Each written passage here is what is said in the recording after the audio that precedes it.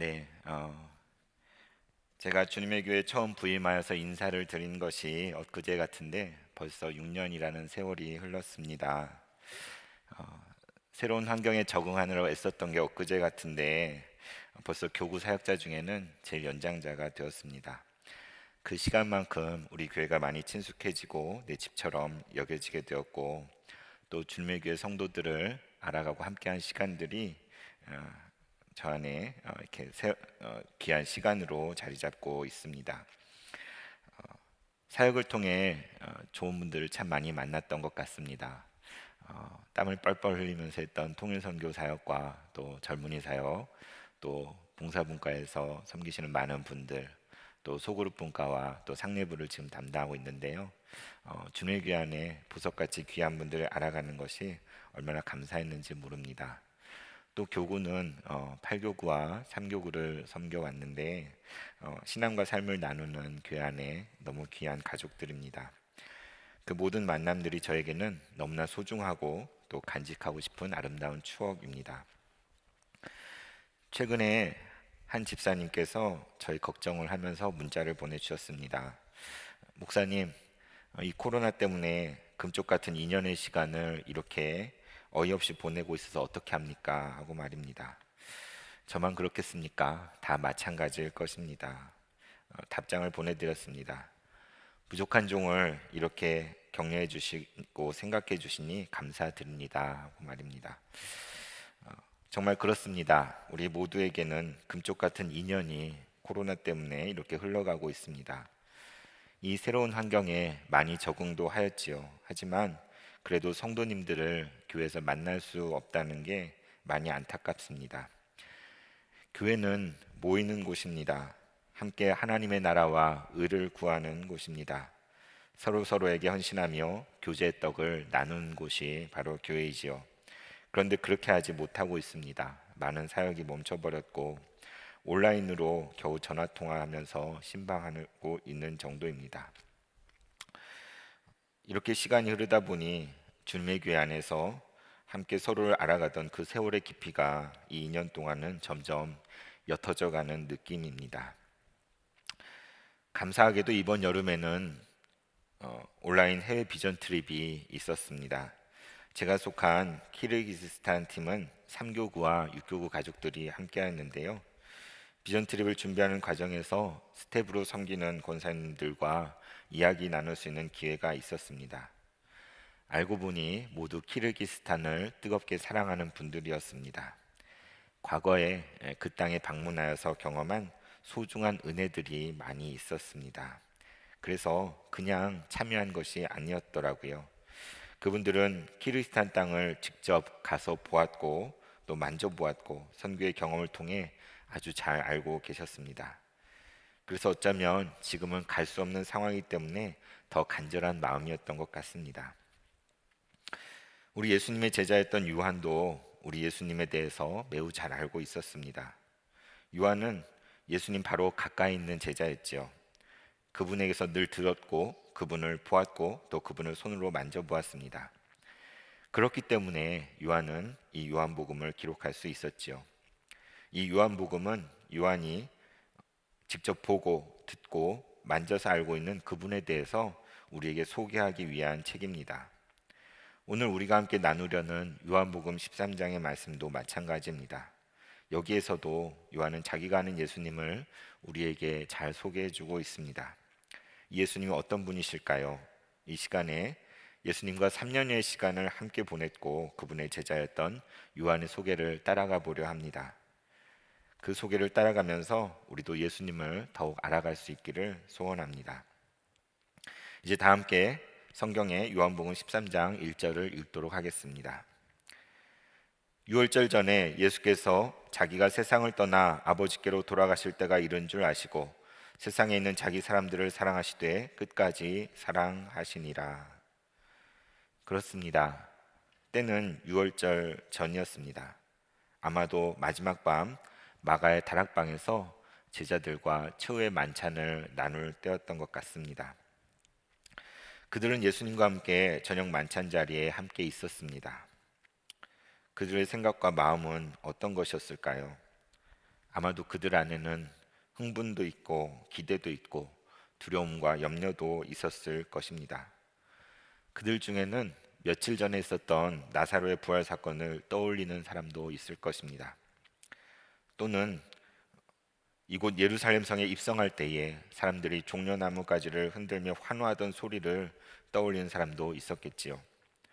어떤 제자들은 얼마 전에 예수님이 성전 제사장들이나 서기관들과 벌인 언쟁을 떠올리고 걱정을 했을 것입니다. 또 어떤 사람들은 최근에 예수님께서 하신 말씀들이 마음에 걸리기도 했겠지요. 그리고 지금 그런 생각 가운데 있는 제자들 한가운데에 우리 예수님께서 계십니다. 예수님은 알고 계셨습니다. 무엇을 아셨습니까? 오늘 말씀을 보면 그분은 자기가 이제 세상을 떠나 아버지께로 돌아가실 때가 이른 줄을 아셨다고 되어 있습니다. 제자들은 꿈에도 생각하지 못했습니다. 하지만 예수님은 알고 계셨습니다. 이 밤이 지나고 나면 예수님은 중죄인처럼 묶여서 끌려가게 될 것이고 십자가형을 언도받고 고통 중에서 돌아가시게 될 것입니다. 주님은 그 모든 것을 아신 것입니다. 그런데 그것도 사랑하는 제자들 중 한 사람, 그 한 사람의 배신으로 그렇게 될 것이었습니다. 그 자리에 함께 있었던 가룟 유다는 속으로 무슨 생각을 하고 있었을까요? 2절을 함께 보겠습니다. 마귀가 벌써 시몬의 아들 가룟 유다의 마음에 예수를 팔려는 생각을 넣었더라. 그렇습니다. 그의 생각은 너무나도 분명합니다. 그의 머리는 온통 예수님을 팔아넘기려는 생각으로 가득 차 있었습니다. 그런데 예수님은 이 모든 일을 다 꿰뚫어 보고 계십니다. 이러한 제자의 모습을 보고 계시는 우리 주님의 마음은 얼마나 아프셨겠습니까? 또 3절을 보십시오. 주님은 무엇을 아셨다고 되어 있습니까? 저녁 먹는 중 예수는 아버지께서 모든 것을 자기 손에 맡기신 것과 또 자기가 하나님께로부터 오셨다가 하나님께로 돌아가실 것을 아시고, 그렇습니다. 성경은 계속해서 주님이 알고 계신 것을 우리에게 구체적으로 가르쳐 줍니다. 저녁을 먹는 중이었는데도 주님은 무언가를 아시고 계셨습니다. 예수님께서는 하늘 아버지께서 모든 것을 자기 손에 맡기신 것을 아셨다고 되어 있습니다. 세계 모든 사람들의 운명이 이제 예수님 한 사람의 결단에 달려 있는 것이지요. 또 예수님은 자신이 하나님께로부터 왔다가 이제 하나님께로 돌아가야 될 것을 아셨습니다. 우리 예수님이야말로 자신이 떠난 곳이 어디인지 그리고 자신이 돌아갈 곳이 어디인지를 분명히 알고 계신 분이었습니다. 그리고 그때가 이제 이르렀음을 주님은 다 알고 계셨던 것입니다. 이 예수님은 식탁 자리에서 갑자기 제자들의 발을 씻어 주십니다. 제자들은 어떠했겠습니까? 그들은 몹시 당황하였습니다. 그 중에서 가장 당황했던 사람은 시몬 베드로입니다. 시몬 베드로에게 이르시니 베드로가 이르되 주여 주께서 내 발을 씻으시나이까? 그는 지금까지 누구보다도 예수님을 가장 잘 안다고 자부해 왔습니다. 그런데 지금 너무나 혼란스럽습니다. 예수님께서 하시는 행동을 하나도 이해할 수가 없었습니다. 주님, 어찌하여 내 발을 씻으려고 하십니까? 내 발을 절대 씻지 못할 것입니다. 그렇게 놔두지 않겠습니다. 그럼 베드로를 향하여 우리 주님께서 7절과 같이 말씀하십니다. 내가 하는 것을 내가 지금은 알지 못하나 이후에는 알리라. 이것이 우리 주님의 말씀입니다. 주님은 베드로를 너무도 정확하게 알고 계십니다. 그의 당혹스러움과 혼란함, 그리고 그의 이해하지 못함을 다 알고 계십니다. 그뿐입니까? 심지어 그가 장차 예수님을 3번씩이나 부인할 것도 다 알고 계셨습니다. 그렇지만 우리 주님은 베드로의 무지와 그 배신을 전혀 책망하지 않으십니다. 오히려 이렇게 말씀하시죠. 지금 너는 내가 하는 것을 하나도 이해하지 못할 거야. 하지만 이후에는 내가 다 깨닫게 될 거란다. 여기에 나타나 있는 주님의 마음은 얼마나 깊은 것입니까? 여기에 얼마나 큰 아픔과 고통이 배어져 있는지 모릅니다. 아가야, 어린 아가야 하면서 마치 큰 고통을 간직한 부모가 미숙하여 아무것도 모른 채 칭얼대는 자녀를 대하는 것만 같습니다. 12절을 함께 보겠습니다. 그들의 발을 씻으신 후에 옷을 입으시고 다시 앉아 그들에게 이르시되 내가 너에게 행한 것을 너희가 아느냐? 예수님께서 물으십니다. 너희가 그것을 아느냐고 말입니다. 예수님께서는 저녁 식탁 자리에 제자들의 발을 씻어 주셨는데 제자들은 그것을 이해할 수 없었습니다. 그러나 그것을 다 행하신 후에 주님은 묻고 계신 것입니다. 제자들에게 이것이 무엇을 의미하는지 아느냐고 물으십니다. 내가 너에게 행한 것을 너희가 아느냐? 우리 주님이 행하시는 것은 그 하나하나가 분명한 목적과 뜻이 있습니다. 예수님은 그냥 허투루 일하시지 않습니다. 주님은 먼저 행동으로 우리에게 보여주십니다. 그리고 제자들이 그 뜻을 제대로 이해하길 원하십니다. 주님은 제자들에게 그 의미를 꼭 가르쳐주고 싶으셨던 것입니다. 우리에게도 마찬가지일 것입니다. 이처럼 오늘 읽은 본문 속에는 안다라는 말이 여러 번 나옵니다. 이쯤 되면 우리 신앙생활에 있어서 안다는 것이, 무엇을 안다는 것이 얼마나 중요한 것인지 느꼈을 것입니다. 주님과의 관계 맺음 속에서 알미 어떤 위치를 차지하는지 충분히 이해가 갈 것입니다. 우리 주님이 가진 알은 단순히 정보에 대한 어떤 지식이 아니지요. 그 알은 자신의 온 몸과 온 삶으로 깨닫고 알아가는 것입니다. 주님은 이제 자신이 아버지께로 돌아갈 때가 된 것을 아셨습니다. 우리 주님은 사랑한 제자들의 마음 속에 무엇이 있는지도 모두 이해하셨습니다. 그들의 믿음과 의혹, 기대와 걱정, 그들의 무지와 두려움을 모두 아시는 것입니다. 주님은 제자들의 지나간 과거를 다 헤아릴 뿐 아니라 또 그들의 현재 연약한 모습을 그대로 다 아십니다. 그뿐만이 아니라 그들이 장차 놀랍게 빚어지고 최후에는 복음을 위해 순교할 것까지도 다 알고 계신 것입니다. 그 주님께서는 이제 제자들도 이 가장 중요한 것을 깨달아 알게 되기를 원하고 계십니다. 내가 너에게 행한 것을 너희가 아느냐? 주님은 제자들에게 물으십니다. 그러나 이 음성은 바로 저와 여러분, 우리 한 사람 한 사람을 향하신 주님의 물음입니다. 내가 너에게 행한 것을 너희가 아느냐? 우리는 이 주님의 물음 앞에 어떻게 대답해야 할까요? 우리의 신앙에는 진정한 알미 있는지, 우리 하나님 아버지에 대한 참된 지식이 있는지 물어야 할 것입니다. 우리 삶 속에 주님의 행하심에 대한 체험적인 지식이 있습니까? 우리의 삶을 향하여 지금도 역사하고 계시는 하나님의 손길을 깨닫고 계십니까? 내가 너에게 행한 것을 너희가 아느냐? 우리는 알아야 할 것입니다. 주님 알기를 간절히 바라야 할 것입니다. 주님이 우리에게 행하고 계시는 일을 깨달아야 할 것입니다. 주님을 더 알게 해달라고 간절히 기도해야 할 것입니다. 아까 읽었던 요한복음 13장 1절을 다시 한번 읽겠습니다.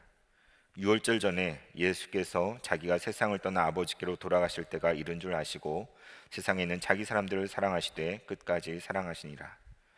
이번에는 사랑이라는 말에 주목하고자 합니다. 자신의 때를 다하시는 예수님은 어떻게 반응하십니까? 주님은 세상에 있는 자기 사람들을 사랑하셨습니다. 그것도 끝까지 사랑하셨습니다. 끝까지 사랑하시니라. 바로 이것이 요한복음 13장 1절 이후의 모든 이야기입니다.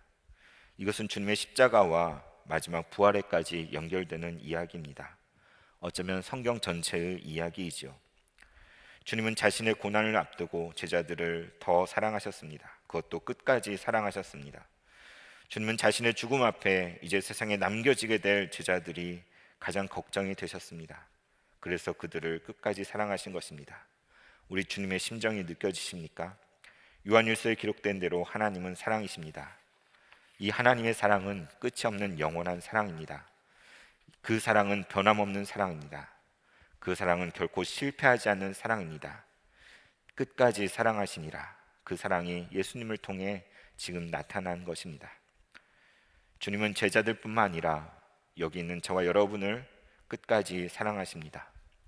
이 한 구절이 저에게는 구원이 됩니다. 이 한 구절이야말로 저의 영원한 반석이라고 할 수 있습니다. 결코 흔들릴 수 없습니다. 이 사랑에서 끊을 수 있는 것은 이 세상에 아무것도 없기 때문입니다. 제자들을 향한 주님의 이 사랑은 저녁 먹는 식탁 자리에서 구체적으로 드러났습니다. 4절과 5절을 보십시오. 저녁 잡수시던 자리에서 일어나 겉옷을 벗고 수건을 가져다가 허리에 두르시고 이에 대야에 물을 떠서 제자들의 발을 씻으시고 그 두르신 수건으로 닦기를 시작하여. 주님의 구체적인 행동이 있습니다. 주님은 그 잡수던 자리에 일어나 겉옷을 벗으셨습니다. 왜 그렇습니까? 주님은 수건을 하나 가져다가 자기 허리에 두르십니다. 무엇을 하시려고 하는 걸까요? 그런데 주님은 이제 대야에 물을 떠서 가져오십니다.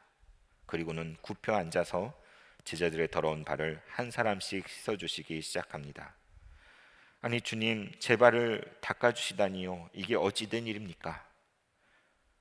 종이 주인에게 행하는 그것을 지금 우리 주님께서 제자들에게 하고 계십니다. 스스로 종이 되어서 그들의 더러운 발을 물로 씻고 수건으로 닦아주시는 것입니다. 여러분은 지금 이것이 감당이 되십니까? 결코 받아들일 수 없는 일입니다. 주님이 화가 난 것일까? 주님 안 됩니다. 어쩌면 베드로의 저항은 당연한 것이었습니다. 그럼에도 불구하고 주님은 베드로의 더러운 발을 닦아주십니다. 왜 베드로의 발을 닦아주실까요? 예전에 친구들과 농담처럼 주고받았던 이야기가 떠오릅니다. 베드로가 왜 그렇게 거부했을까? 아마도 베드로 발에는 심한 무좀이 있었을 거야. 그게 부끄러워서 그렇게 강하게 거부했을 거야 하고 말입니다. 저의 치부를 하나 말하지 않을 수 없습니다. 저도 이 말씀을 대할 때마다 부끄러운 생각이 많이 듭니다. 왜냐하면 저는 발에는 자신이 별로 없거든요. 평소에 발을 잘 관리하지 않고 그냥 함부로 사용하는 편입니다. 그래서 볼품이 없습니다. 남들에게 내보이는 것이 상당히 부담스럽습니다. 그렇다고 발냄새가 나는 것은 아닙니다. 그러나 발톱들도 이상하고 정상이 아닙니다. 매끈하고 깨끗한 발이 아닙니다. 집에서도 아내와 아이들에게 제 발은 과민 반응 대상입니다. 아빠 슬리퍼는 따로 신으세요. 양말은 바로 빨래통에 집어넣어 주세요 하고 말입니다. 그만큼 저에게 발은 사람들에게 보이기 부끄러운 부분입니다. 그런데 만일 예수님께서 제 발을 닦으려고 하신다면 정말 생각만 해도 끔찍한 일입니다. 저도 그럴 것입니다. 주님 안 됩니다. 제 발은 보여드릴 수 없습니다. 베드로처럼 이게 저의 솔직한 심정입니다. 그런데 그런 내 발을 닦아주시려고 주님께서 오신 것입니다. 허리에 수건을 두르시고 대야에 물을 떠서 제 앞에 쪼그리고 앉아 계신 것입니다. 주님은 모든 것을 다 하셨습니다. 그리고 그 아는 만큼 끝까지 사랑하셨습니다.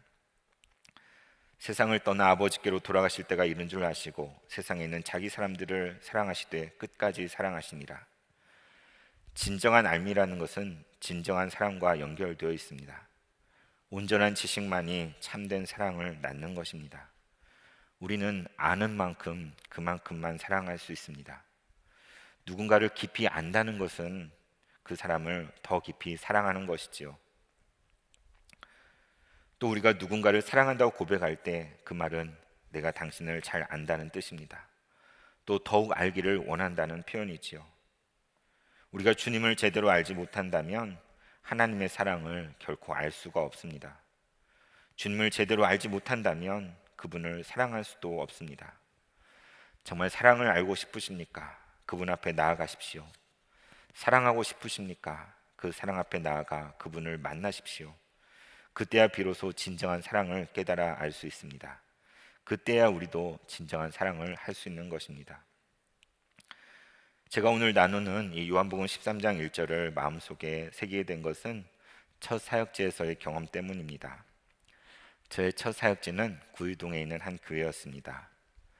고등부 전도사로 부임하여서 아이들을 잘 지도해 보려고 무던히도 애를 썼던 것 같습니다.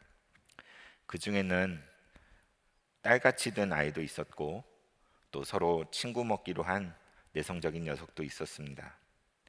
아이들 학업을 도와주려고 붙들어다가 공부도 가르쳐보고 또 밥도 많이 사서 먹였던 것 같습니다.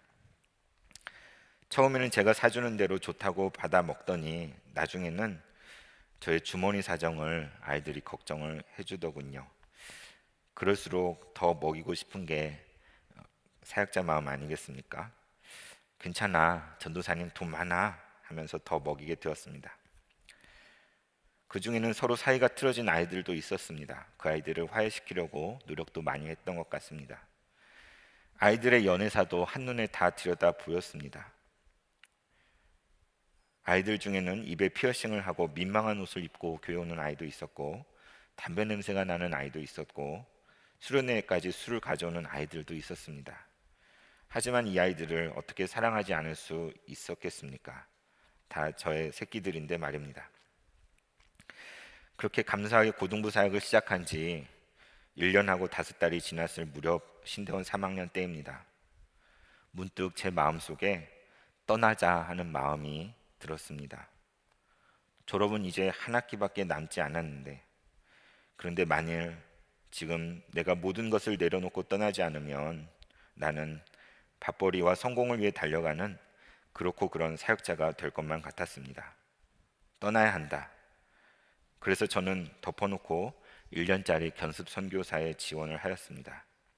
그때 가장 마음에 걸렸던 것은 바로 고등부 아이들이었죠.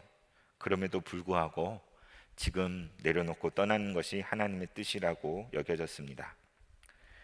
목사님께서는 떠나기 직전까지 부서에는 이야기하지 말라고 하셨습니다. 그래서 교회를 그만둔다고 말할 수가 없었습니다. 교회를 사임한 날짜를 여름 수련회 마치는 8월 말로 잡았습니다. 선교지에는 마지막 수련회를 마치고 떠날 수 있도록 최대한 양해를 구했습니다. 그래도 최소한 부장님께는 말씀드려야겠다 싶어서 말씀을 드렸더니 충격을 받으셨습니다. 또 한 달쯤 전에는 선생님들께만 말씀을 드렸습니다. 그런데 제가 떠난다고 하니까 그동안 가만히 있던 선생님들이 발벗고 나서서 부서의 일들을 챙기기 시작하셨습니다. 죄송하기도 하고 한편으로 감사하기도 했습니다. 그러나 아이들에게는 떠난다고 말을 할 수가 없었습니다. 마지막 여름 수련회는 모든 것을 다 쏟아 부었습니다. 그만큼 간절했습니다. 시끌벅적한 프로그램 중간에 점심 식사 후 오침을 하는 시간을 넣었습니다. 넓은 예배당 안에 고요한 음악을 틀어주고 모두에게 낮잠을 자게 하였습니다. 오전 활동량이 많아서 그런지 다들 곧 잠에 빠져들었죠. 그렇게 여기저기 누워서 잠든 아이들을 혼자 멀뚱히 바라보고 있었습니다. 그런데 제 눈에서 눈물이 맺히는 것입니다. 하나님, 이 아이들을 어떻게 남겨두고 갑니까?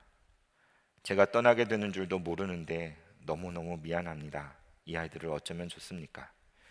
주체할 수 없는 눈물이 흘러나오기 시작했습니다. 그래서 밖으로 뛰쳐나와 교회 뒤편에 있는 자갈밭에 주저앉아서 엉엉 울었습니다. 마음속에서 기도가 저절로 나왔습니다. 하나님, 제가 떠나가도 하나님께서 이 아이들을 다 책임져 주세요. 저를 다 잊어버려도 좋습니다. 이 아이들을 힘들지 않게 해주시고 제 뒤에 훨씬 훌륭하고 좋은 사역자를 보내주세요. 그 수련회 저녁 집회 때 하나님께서 큰 은혜를 부어주셨습니다. 기도하는 시간에 기적이 일어났습니다. 그동안 1년 넘게 반목하여 서로 말도 섞지 않던 아이들이 있었는데 그 아이들이 부둥켜 안고 울면서 화해를 하게 된 것입니다. 저에게는 정말 기적이었습니다. 사람의 일이 아니었습니다. 얼마나 감사했는지 모릅니다. 그래, 내가 이걸 보고 떠나게 되는구나. 하나님이 나에게 떠나기 전에 이런 모습을 보게 해주시는구나. 감사합니다, 주님. 감사합니다 하였습니다. 이런 일을 경험하는 동안에 계속해서 제 마음에 와닿았던 구절이 바로 요한복음 13장 1절입니다. 자신이 세상을 떠나 아버지께로 돌아가실 때가 이른 줄 아시고 세상에 있는 자기 사람들을 사랑하시되 끝까지 사랑하시니라. 돌아가실 때가 이른 줄 아신 그때에 제자들을 바라보시는 주님의 심정은 어떤 것이었을까요? 제가 아이들을 남겨두고 멀리 떠나는 입장이 되니까 그 마음이 조금 느껴졌습니다. 끝까지 사랑하시니라. 제자들을 향한 주님의 그 사랑이 조금 알 것 같았습니다. 이에 비하면 제가 아이들을 향해 품은 마음은 너무나 작은 것이죠. 그런데도 두고 떠나는 것이 결코 쉽지 않았습니다. 하물며 우리 주님의 마음은 어떠하셨을까요?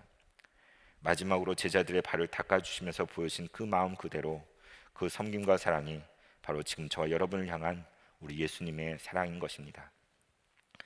사랑하는 성도 여러분, 주님은 지금도 저 여러분에게 물으십니다. 내가 너에게 행한 것을 너희가 아느냐? 주님은 제자들의 발을 닦아주신 것처럼 저 여러분의 더러운 발을 다 씻어주셨습니다. 내가 너에게 행한 것을 너희가 아느냐? 주님이 십자가에 설리신 보혈은 우리의 모든 죄와 허물을 다 덮었습니다. 내가 너에게 행한 것을 너희가 아느냐? 우리는 예수님께서 우리를 위해 행하신 일을 깨달아 알아야 할 것입니다. 우리를 향한 하나님의 그 사랑이 얼마나 큰 것인지 알아야 합니다. 그 지독한 사랑 때문에 하나님이 저지른 일이 무엇입니까? 바로 하나님은 독생자 하나뿐인 자기 아들을 십자가에 내어주셨습니다. 자신의 모든 것을 남김없이 내어주셨습니다. 이것이 바로 하나님 아버지의 사랑입니다. 그 사랑은 지금도 저와 여러분을 향하여 흐르고 있습니다. 이것을 알 때에 우리에게도 참된 인생의 문이 열릴 것입니다. 우리는 주님을 더욱 알아야 합니다. 주님 알기를 더욱 사모해야 합니다. 그때 가르쳐 주실 것입니다. 우리를 향하신 주님의 사랑이 얼마나 놀랍고 큰 것인지 알게 될 것입니다. 그 사랑의 넓이와 깊이와 높이를 깨닫기를 원합니다. 주님을 알기 원합니다. 주님을 더 알기 원합니다. 이것이 우리의 기도가 되었으면 좋겠습니다. 마지막으로 이것을 표현한 고백의 노래를 여러분과 함께 나누려고 합니다. 제목은 내 생에 가장 귀한 것입니다.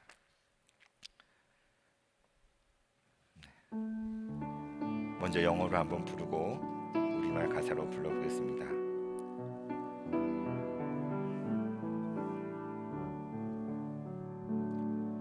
The greatest thing in all my life is knowing you. The greatest thing in all my life is knowing you. I want to know you more. I want to know you more. The greatest thing in all my life is knowing you. 내 생애 가장 귀한 것 주 알미라. 내 생애 가장 귀한 것 주 알미라. 주님을 알기를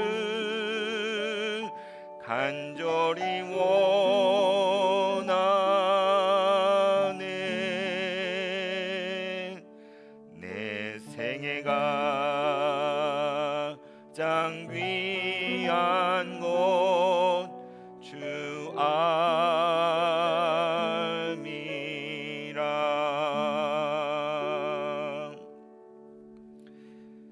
하나님 아버지, 이렇게 어려운 상황 중에도 말씀을 나눌 수 있게 해주시니 감사를 드립니다. 주님을 알게 된 이것이 우리 생에 가장 귀한 것입니다. 주님을 더 알게 하여 주옵소서. 주님을 알아가고자 하는 소망이 더욱 커지게 하여 주옵소서. 우리를 향하신 주님의 사랑의 손길을 날마다 깨닫게 하소서. 그때 우리도 주님의 사랑을 알게 될 것입니다. 우리도 서로의 발을 능히 닦아줄 수 있을 것입니다. 주님께 찬양을 드리며 우리를 위하여 모든 것을 내어주신 주 예수님의 이름으로 기도합니다. 아멘.